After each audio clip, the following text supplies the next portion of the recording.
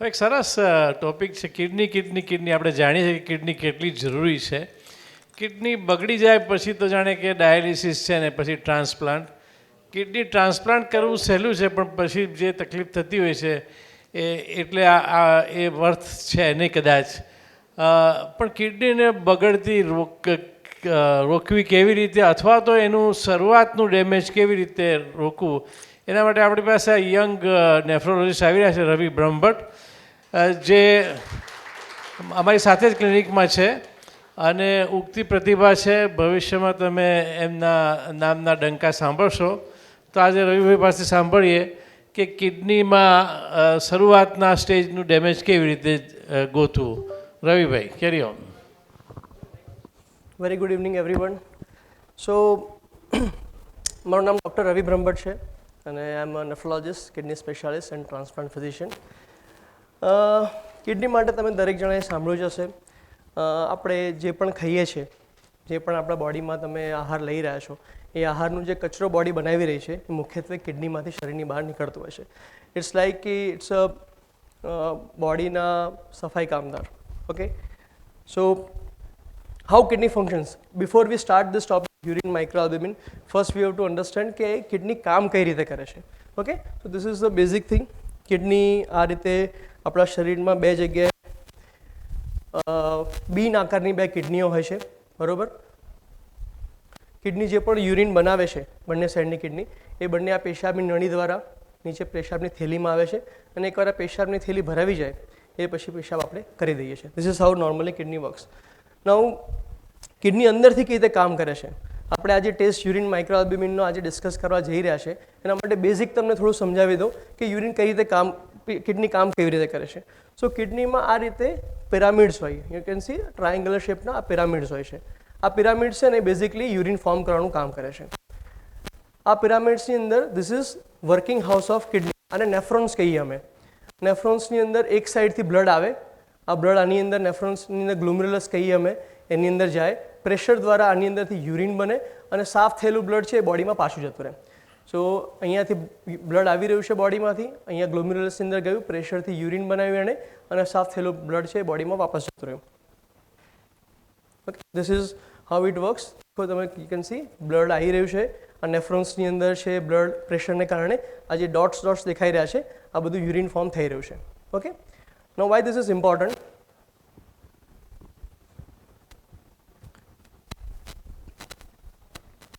Yes, so આજે તમે જોયા ત્યાં આગળ નાના નાના કાણા જેવા હતા. આ કાણામાંથી જ્યારે બ્લડ અહીંયાથી આવી રહ્યું છે એ કાણાની અંદરથી છે ને પ્રેશર દ્વારા યુરિનનું ફોર્મેશન થતું હોય છે. ઓકે, સો જ્યારે તમને ડાયાબિટીસ હોય, ખાસ કરીને ડાયાબિટીસ અને બીપીવાળા દર્દીઓ, એ લોકોમાં કેવું થાય કે જ્યારે બીપી તમારું હાઈ છે અને તમારા બોડીમાં શુગરનું કન્સન્ટ્રેશન હાઈ છે ત્યારે આ જે ગ્લોમેરુલસ છે જે આ એની સાઇઝ ધીરે ધીરે વધવા માંડે. Stress because of increase in pressure, અને અમારી ભાષામાં ગ્લોમેરુલર હાઇપરટેન્શન કહીએ. એને કારણે આ જે ગ્લોમેરુલસ એની સાઇઝ ધીરે ધીરે મોટી થવા માંડે અને એને કારણે જે આ ગ્લોમેરુલસની સાઇડમાંથી જ્યાંથી યુરિન ફોર્મ થાય છે નાના હોલ્સ, એ હોલની સાઇઝ ધીરે ધીરે મોટી થવા માંડે અને આ મોટી સાઇઝને કારણે એમાંથી ધીરે ધીરે કરીને પ્રોટીન છે એ લીક થવાનું ચાલુ થાય. This is the first.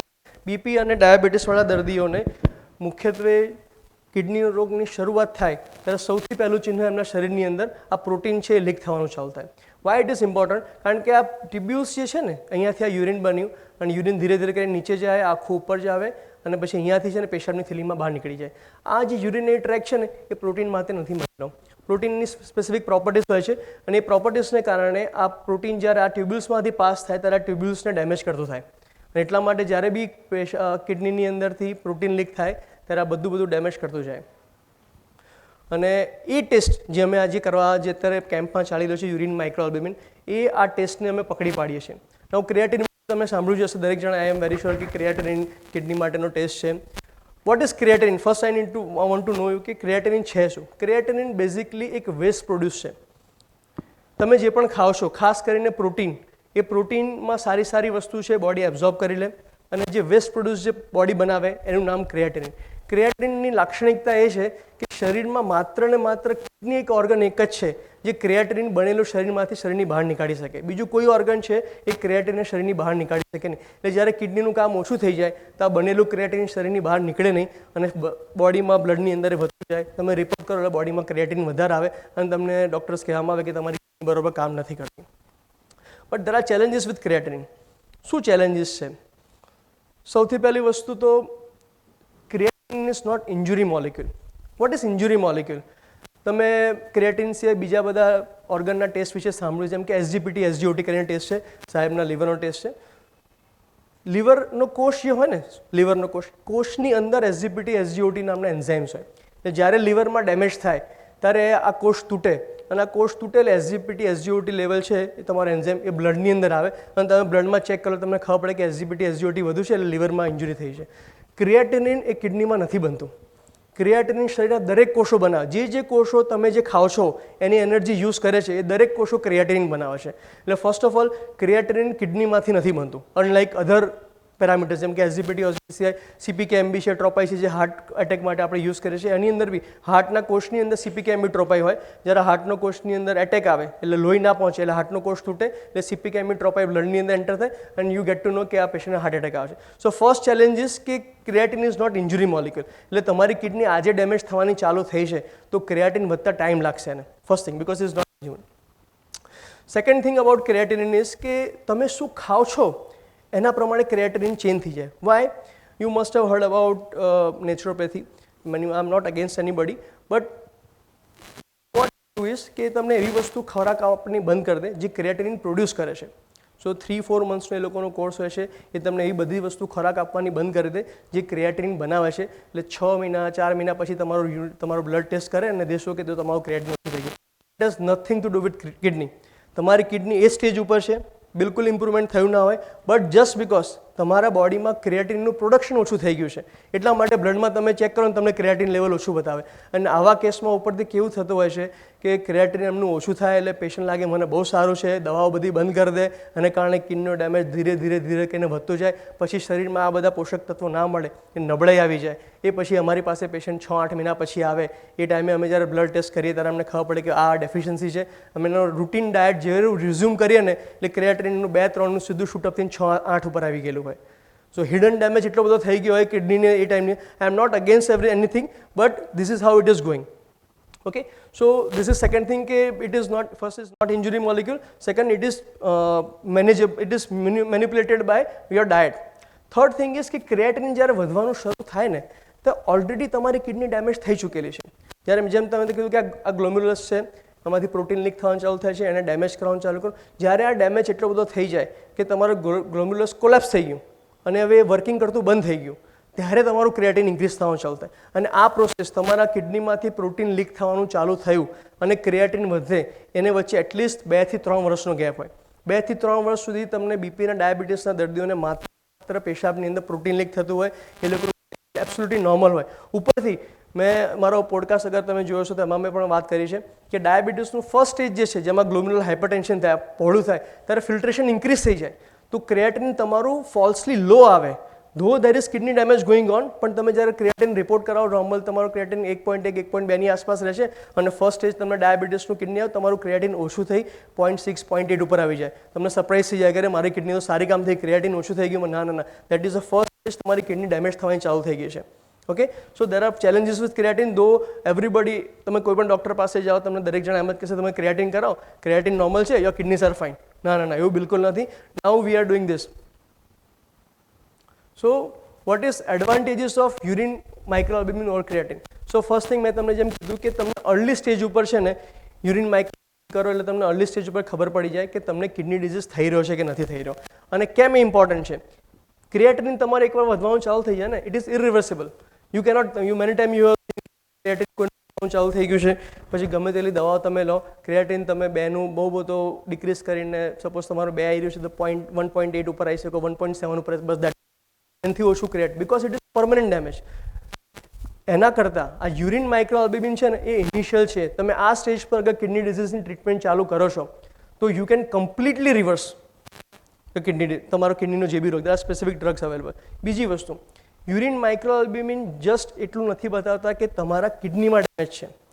Urine માઇક્રોઆલ્બ્યુમિન શું બતાવે છે કે તમને માઇક્રોવેસ્ક્યુલર ડિઝીઝીસ છે. What is microvascular disease? આપણા શરીરની અંદર બે પ્રકારની નળીઓ આવે, એક મોટી નળી જે તમને દેખાય છે અને એક પતલી પતલી ઝીણી નળીઓ જે તમને નરી આંખે દેખાય નહીં, માઇક્રોસ્કોપની અંદર જ દેખાય. ડાયાબિટીસ, બીપી, આ બધા દર્દીઓના માઇક્રોસ્કોપિક જે નાની નાની નળીઓ છે એ બ્લોક કરતી હોય છે, એ ખરાબ કરતી હોય છે. જ્યારે યુરિનની અંદર માઇક્રોઆલ્બ્યુમિન આવે છે, દેટ મીન્સ કે બોડીમાં માઇક્રોવેસ્ક્યુલર ડિઝીઝ છે. દેટ મીન્સ કે તમારી માત્ર કિડની ખરાબ નથી થઈ રહી, તમારા બીપી અને ડાયાબિટીસને કારણે હૃદય ઉપર, લીવર ઉપર, આંખ ઉપર, મગજ ઉપર, આ દરેક જગ્યાએ માઇક્રોવેસ્ક્યુલર પ્રોબ્લેમ્સ આવી રહ્યા છે. બિકોઝ આપણી પાસે અત્યારે હાલ લીવર, બ્રેન અને માઇક્રોવેસ્ક્યુલર ડિઝીઝ શોધવા માટેના કોઈ ટેસ્ટ નથી. તો just by doing urine microalbumin you can say કે it is not only harming your kidney, it is you might also be having other disease also. So wonderful test છે urine microalbumin. આપણે અહીંયા આગળ free of cost કરી રહ્યા છે. આઈ suggest 40 વર્ષ ઉપરના દરેક વ્યક્તિઓ, ખાસ કરીને જેને બીપીની તકલીફ છે, ડાયાબિટીસની તકલીફ છે, જે લોકોને હૃદયની તકલીફ છે, પેઇન કિલર જે લોકો ફ્રિકવન્ટલી લઈ રહ્યા છે અને જે લોકોને આંખમાં નીચેના ભાગે અને પગના આ સોજા આવી રહ્યા છે, આ લોકોએ આ યુરિનનો ટેસ્ટ ખાસ કરીને કરાવવો જોઈએ. Okay, it's a brief thing. I am open for questions. I expect few questions from audience so that I can. બહુ સરસ તમે સવાલ પૂછ્યો. તમારી મધરને ડાયાબિટીસ છે? નોન ડાયાબિટિક છે. Okay, very good.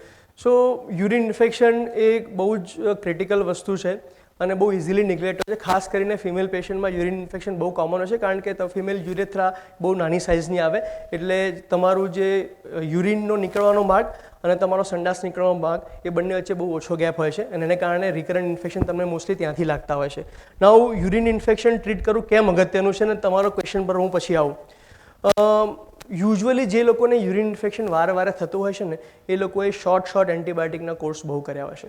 હવે એન્ટીબાયોટિકમાં કેવું છે કે તમારી બોડીની અંદર માની લો છો ફોર એક્ઝામ્પલ કે તમારા પેશાબની થેલીમાં 100 બેક્ટેરિયા છે અને તમે આજે કોઈ એક્સ ટ્રીટમેન્ટ તમે કોઈ એક દવા ચાલુ કરી છે, તમે દવા લેવાની આજે ચાલુ કરશો, 2 દિવસની અંદર એ બેક્ટેરિયા 100માંથી ઘટીને 20 ઉપર આવી જશે, તમે કમ્પ્લીટલી સિમ્ટમ ફ્રી થઈ જશો. And this is point you decide કે અરે મને બધું સારું થઈ ગયું છે, મારે એન્ટીબાયોટિક બંધ કરી દેવાનું, હવે વધારે એન્ટીબાયોટિક ખાઈશ તો મારું શરીર ખરાબ થશે, 2 એન્ટીબાયોટિકમાં ઠીક થઈ ગયું, હવે મારે બંધ કરી દેવાનું. લોકો બંધ કરી દે અને આ જે 20 બેક્ટેરિયા જે બચી ગયા છે, આ એ બેક્ટેરિયા છે જે આ દવાથી મર્યા નથી. એટલે એ 20 તમને સિમ્ટમ ફ્રી છે, બેક્ટેરિયા તમારા શરીરમાં છે. તમે જેવી એન્ટીબાયોટિક બંધ કરશો ધીરે ધીરે ફરી ગ્રો હોવાના થશે, 15-20 દિવસ થશે, તમને ફરી ઇન્ફેક્શન થશે. અને આ એવા બેક્ટેરિયા છે જે જૂની દવાથી મર્યા નથી. This are resistant bacteria. અને તમે રિપીટેડ 3-4 વખત આવા નાના શોર્ટ કોર્સ એન્ટીબાયોટિકને જ્યારે કરો છો ત્યારે તમે તમારી બોડીમાં એક એવો બેક્ટેરિયા બનાવો છો કે જે પેન રેઝિસ્ટન્ટ છે, જેના માટે બહુ હાયર એન્ટીબાયોટિક જોઈએ છે. પ્લસ તમે જ્યારે યુરિનેટ કરો છો ત્યારે તમારા શરીરમાં બનાવેલો આ બેક્ટેરિયા તમે સોસાયટીમાં છોડો છો અને જે રિસાયકલ થઈને ખબર નહીં કોની પાસે હશે અને કોને પ્રોબ્લેમ કરશે. Now we coming to your question. તમારા કેસની અંદર યુરિન કલ્ચરનો report is very necessary. I am very sure કે તમે યુરિન કલ્ચરનો રિપોર્ટ કરાવ્યો હશે અને આ કેસની અંદર 14 to 21 ડેઝની એક્સટેન્ડેડ એન્ટીબાયોટિક થેરાપી અમે આપતા હોઈએ છીએ, ડિપેન્ડ કે આ બેક્ટેરિયા કઈ દવાઓથી મરે છે. પ્લસ ઓલ્ડ એજ ફિમેલ ખાસ કરીને જે લોકોને મેનોપોઝ આવી ચૂક્યો છે એ લોકોને હોર્મોનલ ઇમ્બેલેન્સને કારણે વજાઇનલ જે તમારી સ્ત્રીનો અંગત પાથ હોય છે ત્યાં આગળની પીએચ ચેન્જ થઈ જાય. પીએચ જ્યારે તમારી ઇસ્ટ્રોજન પ્રોજેસ્ટ્રોન તમારી બોડીમાં ડ્યુરિંગ સાયકલ પ્રોપર રહેતા હોય ત્યારે એક સ્પેસિફિક પીએચ તેની અંદર સેટ થતી હોય છે, જેને કારણે સારા ગુડ બેક્ટેરિયાસ એ એરિયામાં રહેતા હોય છે જે ખરાબ બેક્ટેરિયાને આવતા બચાવે. પણ જ્યારે તમે એકવાર મેનોપોઝ ક્રોસ કરો ત્યારે પીએચ ચેન્જ થાય તમારી, એને કારણે બેક્ટેરિયાનું ઇન્ફેક્શન વધી જાય. પ્લસ જ્યારે તમે ઓલ્ડ એજ થાઓ ત્યારે યુરિનના જે કમ્પ્લીટ વોઇડ થવું જોઈએ એ પણ ના થાય, થોડું યુરિન તમારું બચી જાય, એને કારણે પણ રિકરન્ટ ઇન્ફેક્શન થાય. For your mother I would suggest કે તમે યુરિન કલ્ચરનો રિપોર્ટ તમે એકવાર કરાવો. યુરિન કલ્ચરમાં જે એન્ટીબાયોટિક સેન્સિટિવ છે એનો 14 ડેઝનો મિનિમમ કોર્સ જો તમને આ રીતે ખરેખર તકલીફ થઈ રહી છે વારેઘડી ઇન્ફેક્શનની, 14 ડેઝ કમ્પ્લીટ ટ્રીટમેન્ટ થયા પછી યુરિન રૂટીનનો રિપોર્ટ આવે છે તમે કરાવો. પસ સેલ એની અંદર આવી રહ્યા છે કે નહીં જુઓ. જો પસ સેલ આવે છે તો 21 ડેઝ સુધી બી અમારે એન્ટીબાયોટિક આપવી પડતી હશે, but complete eradication is very necessary. અને પછી there are we good bacterias, lactobacillus કરીને બેક્ટેરિયા આવે છે જે સ્પેસિફિકલી વજાઇનલ મ્યુકોઝાની અંદર રહેતા હોય છે. દેર આર સ્પેસિફિક ડ્રગ્સ અત્યારે અમારી પાસે અવેલેબલ છે જે અમે આપીને ખરાબ બેક્ટેરિયા નીકાળી એની સાથે સાથે ગુડ બેક્ટેરિયા અમને ઇન્ટ્રોડ્યુસ અમે કરીને આપીએ છીએ. પ્લસ ક્રેનબેરી કરીને એક ફ્રૂટ આવે છે, યુ મસ્ટ બી નહીં, ક્રેનબેરીનો જ્યુસ ઇઝ વેરી ગુડ. એ બેક્ટેરિયાને તમારું જે બ્લેડર કહેવાય એને ચોંટતા એની પર અટકાવે છે અને તમને ક્રેનબેરીનો જ્યુસ એકચ્યુઅલી બહુ હાઈ અમાઉન્ટમાં પીવો પડે એના માટે, તો it is not possible. So we give you cranberry extract, એની ટેબ્લેટ્સ આવે છે કે જેની અંદર ઓલમોસ્ટ સમજી લો કે 100 ml જ્યુસનો એક single tablet in the you can have that amount. એની સાથે ડી-મેનોસ કરીને બી એક સબસ્ટન્સ આવે છે, એ પણ બે ટેબ્લેટ્સની અંદર હોય છે that prevents recurrent infection. So I would like કે તમે હોય તો લેતા હો. If I am here till 8 o'clock, હું એમને સજેસ્ટ કરી આપીશ કે એન્ટીબાયોટિક લેવાની છે.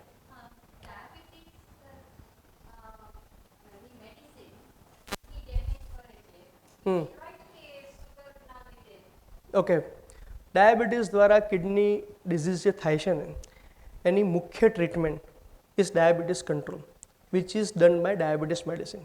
દેર are no medicine of diabetes જે ડાયરેક્ટલી કિડનીને ખરાબ કરે છે. પણ તમે જે પણ ડાયાબિટીસની મોસ્ટલી આઈ વુડ સે 80% મેડિસિન જે ડાયાબિટીસની હોય છે એ ખાધા પછી શરીરમાં કિડની દ્વારા ફિલ્ટર થઈને પેશાબ દ્વારા શરીરની બહાર, જ્યારે એનું કામ પતી જાય એની હાફ લાઈફ કહીએ અમે કે એક દવા છે શરીરની અંદર 12થી 14 કલાક સુધી શરીરમાં કામ કરે. એકવાર એનું કામ થઈ જાય પછી કિડની ફિલ્ટર કરીને બહાર નીકાળી દે. તો જ્યારે તમારી કિડની નબળી થાય ત્યારે સ્પેસિફિક મેડિસિન છે એ તમારે ડોઝ ઓછો કરી દેવો પડે. નહીં તમે જો ડોઝ વધારે રાખો તો તમે ડોઝ લીધો છે એ પૂરો ડોઝ નીકળ્યો નથી શરીરની બહાર, તમે નેક્સ્ટ ડોઝ લીધો તો બોડીમાં ઓવરડોઝ થઈ જાય, એને કારણે શુગર ડાઉન થવાનું ચાલુ થાય. મેં પોડકાસ્ટમાં બી આ વસ્તુ માટે રિસન્ટલી વાત કરી હતી કે સપોઝ તમારું 5-6 વર્ષથી તમે રેગ્યુલર ડાયાબિટીક મેડિસિન ઉપર છો, તમારું રેગ્યુલર શુગર કંટ્રોલમાં છે, યુ આર વેરી હેપી. નાવ હવે સેમ શુગરની દવા ઉપર તમારું શુગર ઓછું થવાનું ચાલુ થઈ ગયું છે અને તમને હેપીનેસ ફીલ થાય કરે મારું શુગર ઓછું થઈ ગયું છે, દવાઓ ઓછી કરવી પડે છે, હવે તો મારું શુગર રિકવર થઈ ગયું છે, ડાયાબિટીસની દવાઓ ઓછી. નહીં, that is your kidney disease કિકિંગ in. તમારી કિડની જ્યારે ડેમેજ થવાની ચાલુ થાય ત્યારે સેમ ડાયાબિટીસની દવા પર તમારું શુગર ઓછું થવાનું ચાલુ થાય. ઇટ ઇઝ અ સાઇન કે you check your kidneys. Suppose હું આઈ વુડ ઓલવેઝ સજેસ્ટ કે તમારા ઘરની અંદર બી કોઈ વ્યક્તિ છે ડાયાબિટીસનો જે ડાયાબિટીસની રેગ્યુલર દવા ઉપર છે અને હવે એને દવા ઓછી કરવી પડે છે તો you please check their kidneys. એની કિડની કદાચ અફેક્ટેડ હોઈ શકે છે. ઓકે, બાકી ડાયાબિટીસની દવા ડાયરેક્ટલી અફેક્ટ નથી કરતી કિડનીને. હા હા, ટેન્શનને કારણે ના થાય. પ્રોસ્ટેટ હું સમજો. હા બોલો.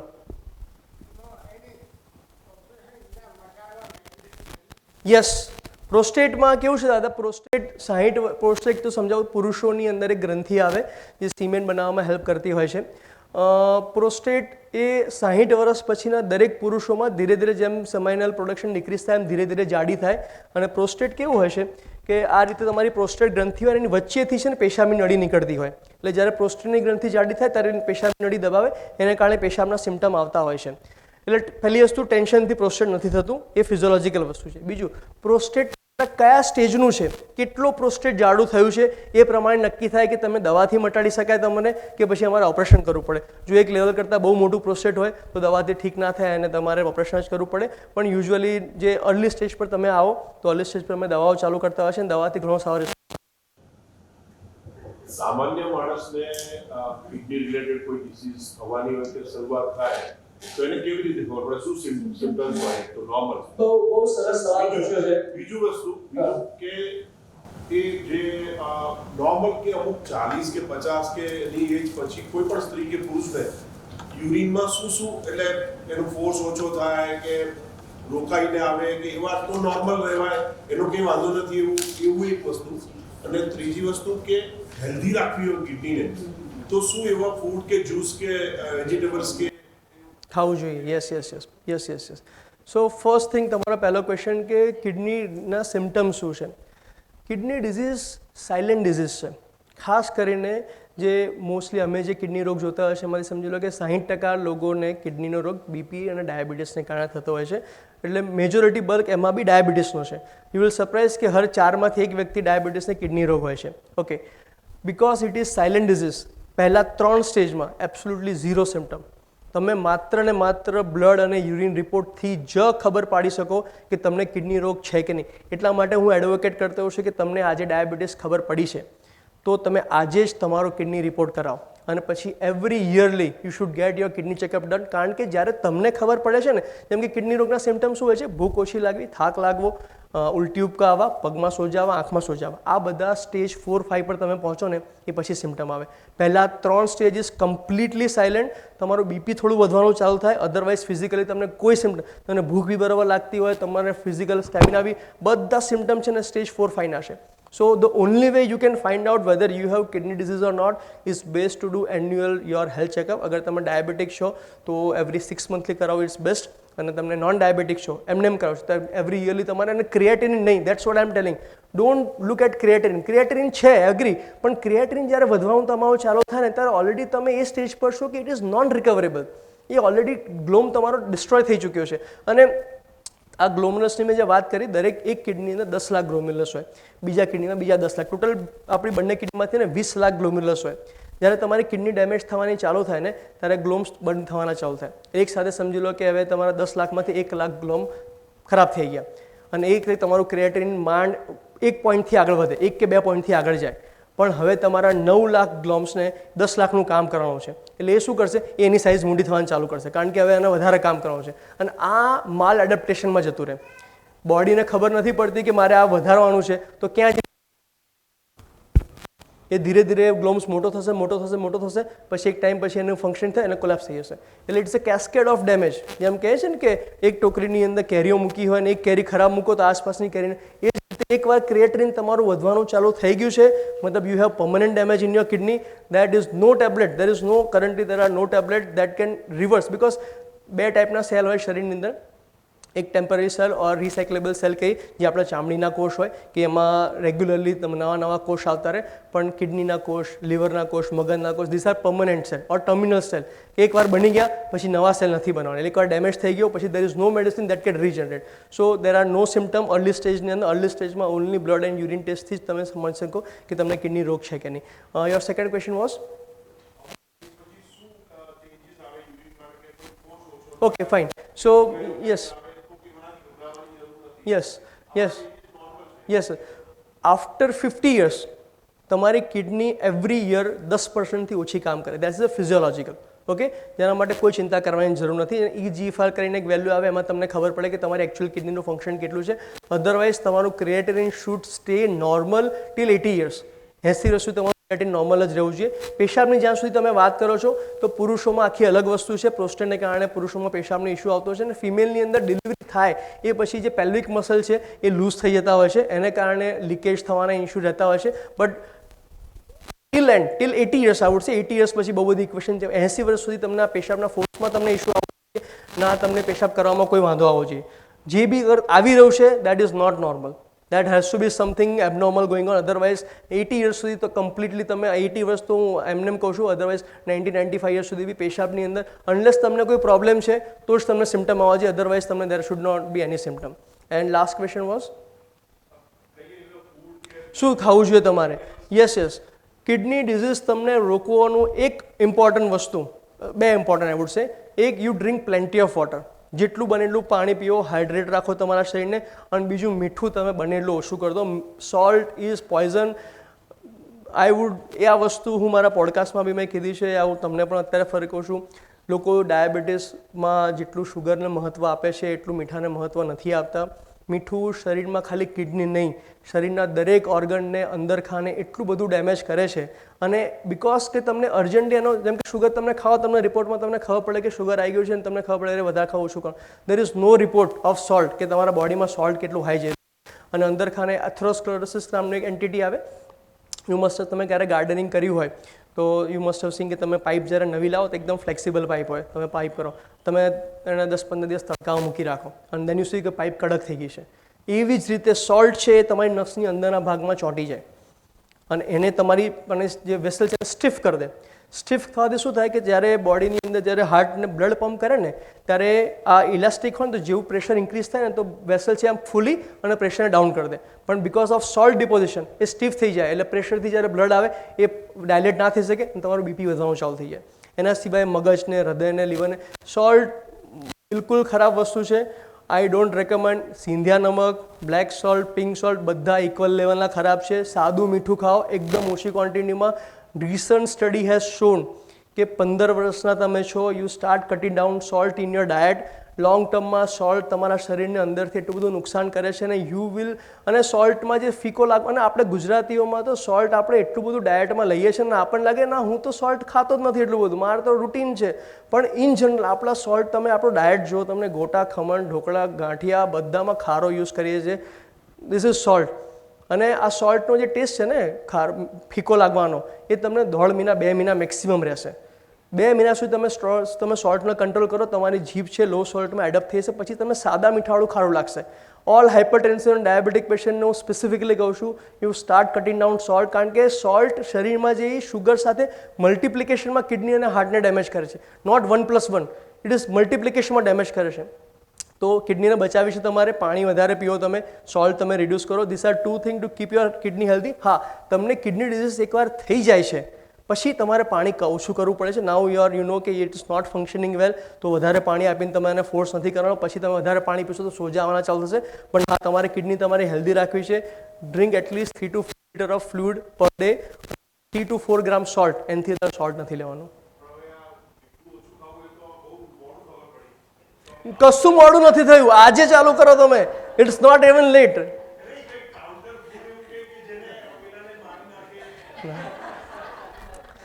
દેખો, પોઈઝન લઈ અને પછી મારવાની વાત ના કરે. તમે એવું ના વિચારો કે અરે સાપ છે કઈ જાય વાંધો નહીં, હું બાજુમાં હોસ્પિટલ છે ઇન્જેક્શન લઈ.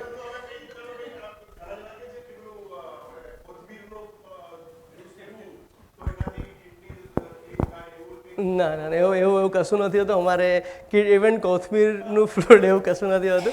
દેખો, જાગ્યા ત્યારથી સવાર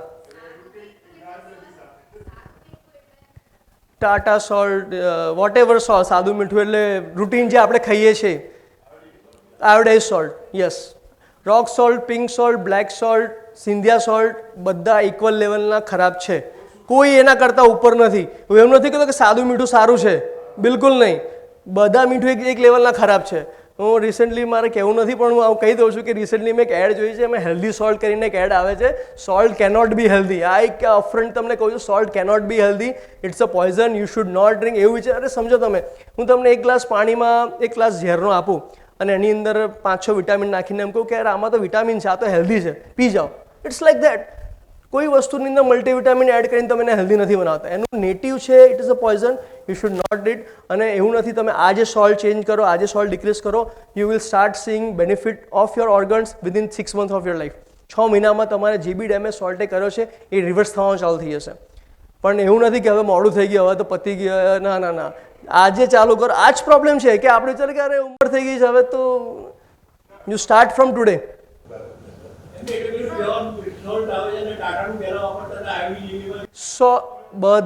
બધા મીઠા એક જેવા.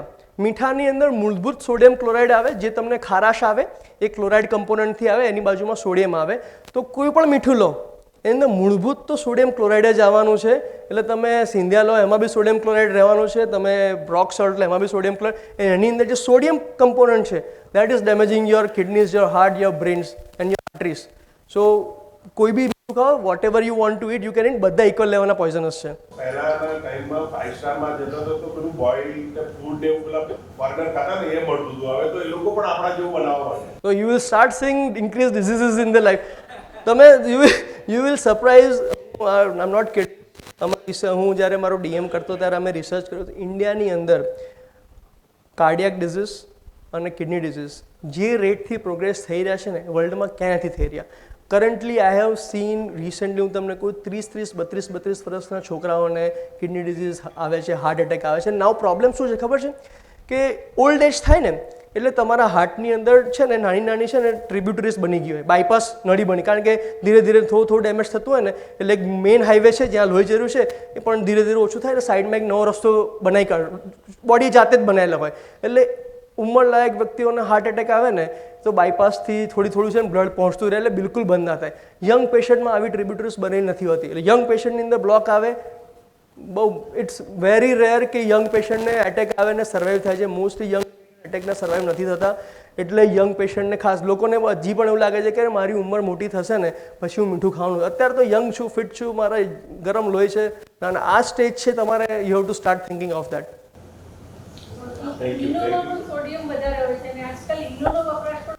ના લેવું જોઈએ.